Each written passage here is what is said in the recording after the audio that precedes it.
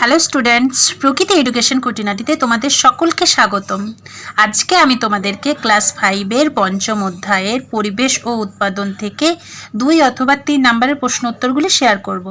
ওকে, আরেকটা কথা হলো, যারা যারা আমার চ্যানেলটাকে সাবস্ক্রাইব করেছো তাদেরকে অসংখ্য ধন্যবাদ, এবং যারা যারা এখনও পর্যন্ত করে উঠতে পারোনি তাদেরকে বলছি তাড়াতাড়ি করে তোমরা সাবস্ক্রাইব করে দাও, তাহলে যখনই ভিডিও আপলোড হবে সরাসরি তোমাদের কাছে পৌঁছে যাবে। অবশ্যই তোমরা বেল আইকনটাকে প্রেস করে নোটিফিকেশনটাকে অন রাখবে। ওকে, তো চলো এবার প্রশ্ন উত্তরগুলো দেখে নিই। প্রথম প্রশ্ন দেখতে পাচ্ছ তোমরা, কৃষিকাজের প্রয়োজনীয়তা কী?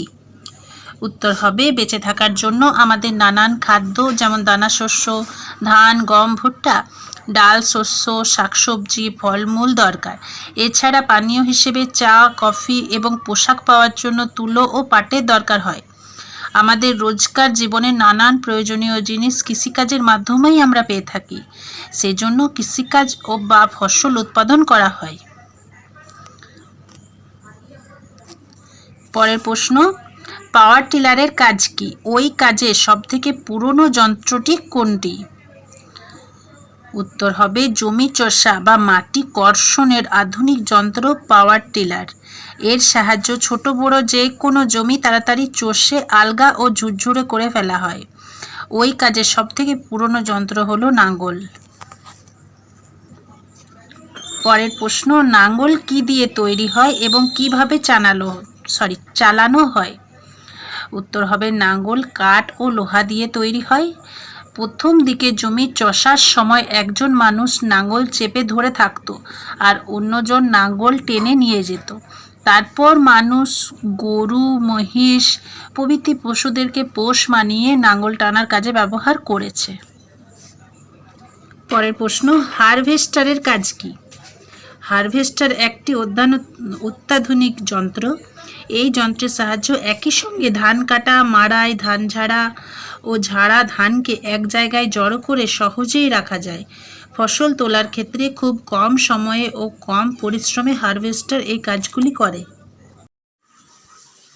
পরের প্রশ্ন, শস্য উৎপাদন করে বা চাষবাস থেকে আগেকার মানুষ কী সুবিধা পেয়েছিল? প্রশ্ন হচ্ছে, শস্য উৎপাদন করে বা চাষবাস করে আগেকার মানুষ কী সুবিধা পেয়েছিল? উত্তর হবে, চাষবাসের সুবিধা। 1 নম্বরে আছে, চাষবাসের ফলে উৎপন্ন ফসল যেমন খাওয়া যায় তেমনি ভবিষ্যতের জন্যও তা সঞ্চয় করে রাখা যায়। 2 নম্বর, গবাদি পশু যেমন গরু, মহিষ, ঘোড়া প্রভৃতি প্রাণীদের খড় খাইয়ে পোষা যেত এবং তাদের দিয়ে চাষের কাজে প্রভূত সুবিধা পাওয়া যেত।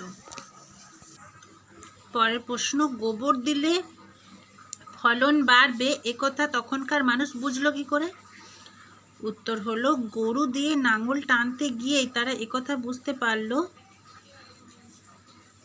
হাল টানার পরে গরুরা কোথাও গিয়ে বিশ্রাম নিত এবং সেই সব জায়গায় গোবর পড়ত। পরে সেখানে চাষ করতে গিয়ে দেখা গেল সে স্থানে ফলন ভালোই হয়েছে। এভাবেই তারা বুঝতে পারলো যে গোবর দিলে ফলন বাড়বে। পরের প্রশ্ন, প্রথম দিকে মানুষেরা কি সব একই জায়গায় থাকতো? প্রথম দিকে মানুষেরা কি সব একই জায়গায় থাকতো?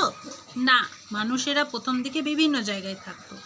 এক জায়গায় কয়েকশো লোক থাকতো, তারপর কয়েক কিলোমিটার অঞ্চল জুড়ে বন এবং বনের পরে আবার কয়েকশো মানুষের বাস ছিল। তখন এইভাবে মানুষ ছড়িয়ে ছিটিয়ে বসবাস করত। পরের প্রশ্ন হলো, মেয়েদের বুদ্ধিতে কিভাবে চাষ শুরু হলো? উত্তর হবে, মেয়েরা ঘরের কাজ সামলাতে সামলাতে একদিন দেখলো বীজ পড়া জায়গা থেকে কুচি কুচি গাছ বেরোচ্ছে। তারা তখন ভাবলো গাছ লাগিয়ে যত্ন করে বড় করা দরকার, তাহলে খাওয়ার শস্য পাওয়া যাবে। এভাবে মেয়েদের বুদ্ধিতে চাষ শুরু হলো। পরের প্রশ্ন, সার কি? উত্তর হবে, যেসব জৈব ও অজৈব পদার্থ মাটিতে থেকে অথবা বাইরে থেকে আলাদা করে প্রয়োগ করে উদ্ভিদের পুষ্টি উপাদানকে ঘাটতি মিটিয়ে উদ্ভিদের বৃদ্ধি ঘটায় এবং ফসলের উৎপাদন বাড়াতে সাহায্য করে, তাকে সার বলে। উত্তরটা আরেকবার বলে দিচ্ছি, যেসব জৈব ও অজৈব পদার্থ মাটিতে থেকে অথবা বাইরে থেকে আলাদা করে প্রয়োগ করে উদ্ভিদের পুষ্টি উপাদানের ঘাটতি মিটিয়ে উদ্ভিদের বৃদ্ধি ঘটায় এবং ফসলের উৎপাদন বাড়াতে সাহায্য করে, তাকে সার বলে। পরের প্রশ্ন, সার কত প্রকার ও কি কি? উত্তর হবে সার সাধারণত 3 প্রকার, যথা জৈব সার, 2 নম্বর আছে অজৈব সার বা রাসায়নিক সার, 3 নম্বর আছে অণুজীব সার। আমার প্রিয় ছাত্রছাত্রীরা, আজকে এ পর্যন্তই থাক। ভিডিওটা কেমন লাগলো কমেন্ট করে জানাও। ভালো লেগে থাকলে চ্যানেলটাকে সাবস্ক্রাইব করে দাও, বেশি বেশি করে বন্ধুদের সাথে শেয়ার করো, লাইক করো। ঠিক আছে, কথা হবে পরের ভিডিওতে।